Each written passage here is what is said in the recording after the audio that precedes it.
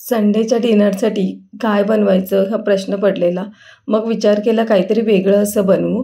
वेगळं म्हणजे काय, नॉनव्हेजमध्ये काय बनवणार? तर मी विचार केला की अंडा बिर्याणी बनवायची.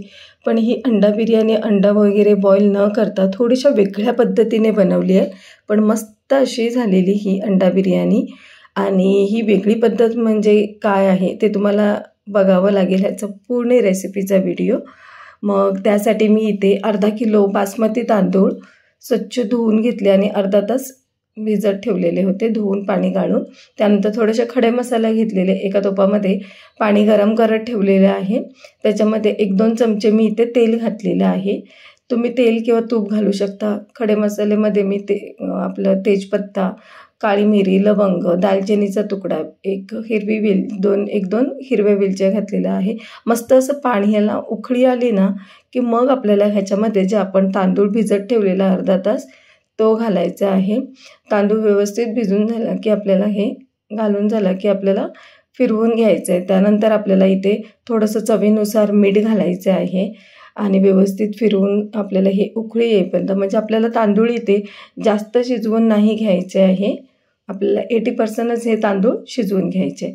त्यानंतर हे थोडेसे खडे मसाले जे वरती आलेले ते मी काढून टाकले, जेणेकरून आपल्याला खाताना मध्ये मध्ये तोंडात नाही येणार. नाही काढले तरी काही हरकत नाही आणि काढले तरी काही हरकत नाही, कारण ऑलरेडी त्याचे जे फ्लेवर आहे तो सगळा राईसमध्ये आलेला आहे.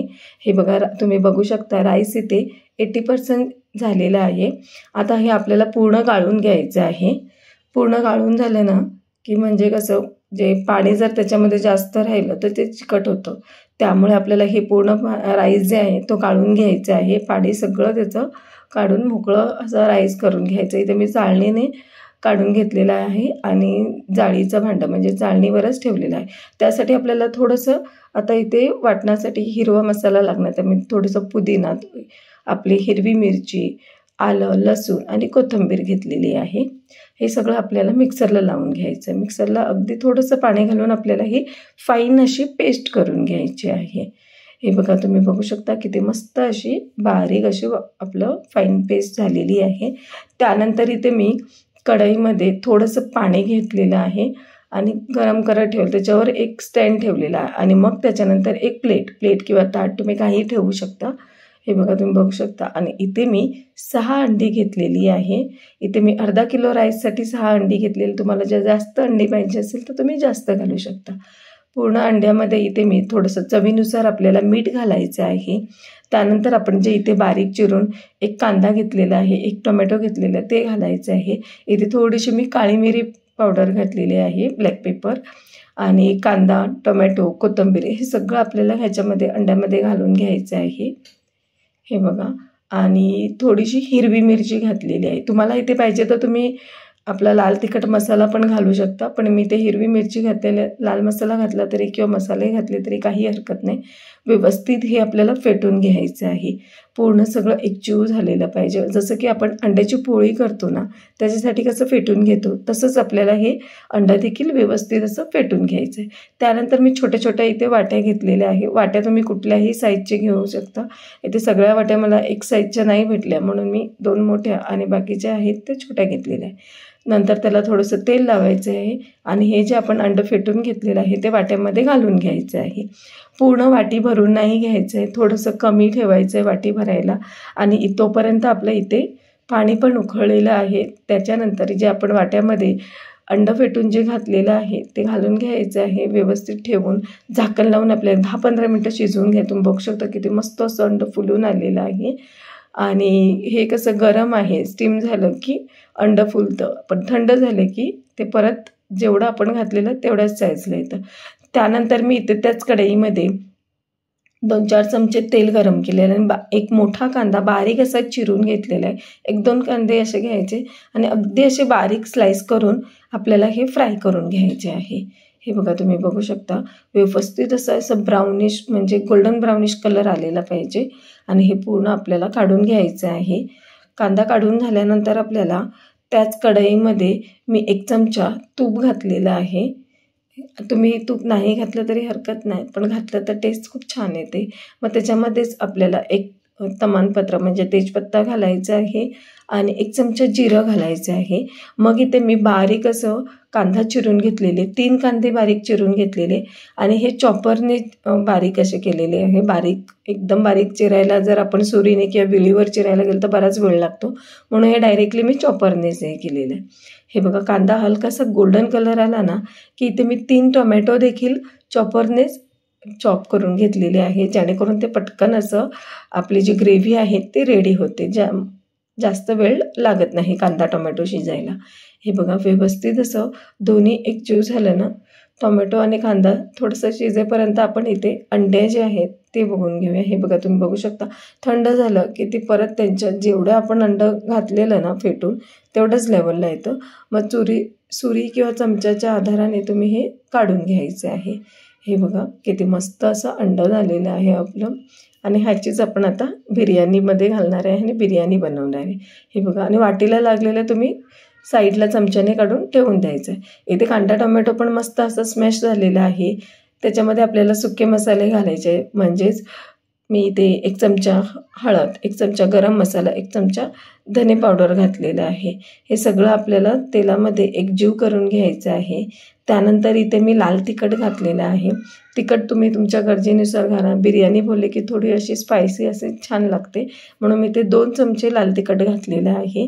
व्यवस्थित हे फिरवून घ्यायचं आहे. त्यानंतर इथे आपल्याला ना 1 मोठा चमचा आलं, लसूण, मिरची ह्याची पेस्ट देखील घालायची आहे, जेणेकरून कसं खूप छान असं फ्लेवर येतो. पण त्याआधी टोमॅटो थोडासा मला कच्चा वाटला, म्हणून थोडं पाणी घालून मी इथे अजून शिजत ठेवलेलं आहे, जेणेकरून कांदा टोमॅटोची जी ग्रेव्ही आहे ना ती बिर्याणीमध्ये अगदी अशी मस्त स्मॅश झालेली पाहिजे, मग छान लागते. इथे जे आपण वाटण करून घेतलेलं ना ते सगळं घालून घ्यायचं आहे. थोडं थोडं करत हे वाटण पूर्ण आपल्याला घालून घ्यायचं आहे, जे ग्रेन आपण वाटण मिक्सरला लावून घेतलेलं. आणि त्यानंतर त्याच मिक्सरच्या भांड्यामध्ये थोडंसं पाणी घालून मी अजून एकदाही उकळी येईपर्यंत शिजवून घेतलेलं आहे.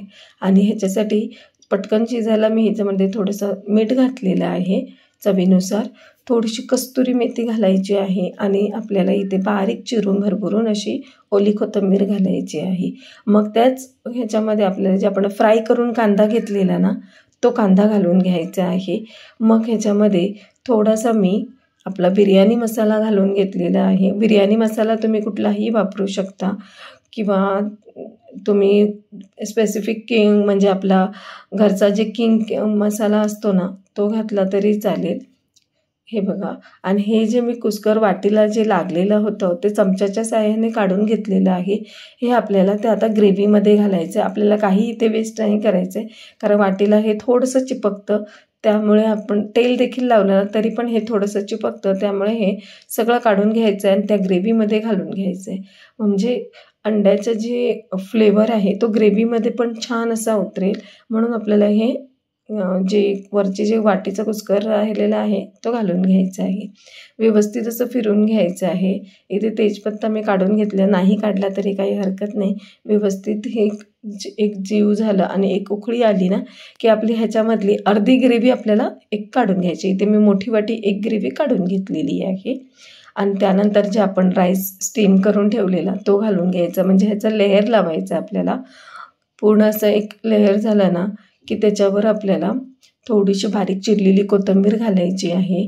तुम्ही पुदिना देखील बारीक असा चिरून घातला ना तर खूप छान असा फ्लेवर येतो. मग इथे फ्राय केलेला जे कांदा आपण घातलेला ना तो घालायचा आहे. वरून अजून थोडीशी कोथिंबीर घातलेली आहे मी. मग आता इथे आपल्याला जे आपण अंडी बॉईल करून म्हणजे स्टीम करून घेतलेली ती घालायची आहे. इथपर्यंत जर व्हिडिओ तुम्ही बघितला असेल ना तर नक्की चॅनलला सबस्क्राईब करा. त्यानंतर आपल्याला इथे सगळे अंडी जे आपण आहे ते घालून घ्यायचे आहे आणि ह्याच्यावर आपण जे ग्रेव्ही साईडला काढून घेतलेली आहे ना ती ग्रेव्ही घालून घ्यायची आहे. हे बघा, तुम्ही बघू शकता किती छान असं आपल्या बिर्याणीला कलर येतो आणि खायला तर खूपच मस्त झालेली ही. पुन्हा एकदा मी राईसचा लेयर लावलेला आहे. पूर्ण हे अंडं जे आहे ते कवर करून घ्यायचं. इथे मी थोडंसं फूड कलर यूज करून राईसला कलर केलेला आहे, म्हणजे इथे मी ऑरेंज आणि ग्रीन कलर घेतलेला होता. तुम्हाला कलर आवडत नसेल तर नाही घातलं तरी चालेल, स्किप केलं तरी चालेल, घातलं तरी काही हरकत नाही. पण दिसायला हे मस्त असं कलरफुल वाटतं म्हणून मी इथे थोडंसं फूड कलर यूज केलं आहे. वरून थोडंसं अजून कांदा फ्राय केलेला घालायचा आहे, कोथिंबीर घालायची आहे आणि इथे मी तवा प्रीहीट करायला ठेवलेला आहे. एक 5-10 मिनटं आपल्याला तवा गरम करून घ्यायचा आहे. त्यानंतर हीच कढई आपल्याला तव्यावर ठेवून घ्यायचं आहे. तव्यावर ठेवल्यानंतर इथे मी 1-2 चमचे थोडंसं तूप घातलेलं आहे आणि झाकण लावून 10 ते 15 मिनटं किंवा 15-20 मिनटं आपल्याला हे बारीक गॅसवर ठेवून द्यायचं आहे. आणि अशा प्रकारे आपली मस्त अशी खमंग वास सुटणारी अंडा बिर्याणी रेडी झालेली आहे. आणि ही रेसिपी जर तुम्हाला आवडली असेल ना तर नक्की चॅनलला लाईक करा आणि घरी देखील बनवून खा. आणि तुम्ही बघू शकता कलर टेक्स्चर बघा किती छान असं आलेलं आहे. रेसिपी आवडली असेल तर नक्की लाईक शेअर सबस्क्राईब करा. थँक्यू.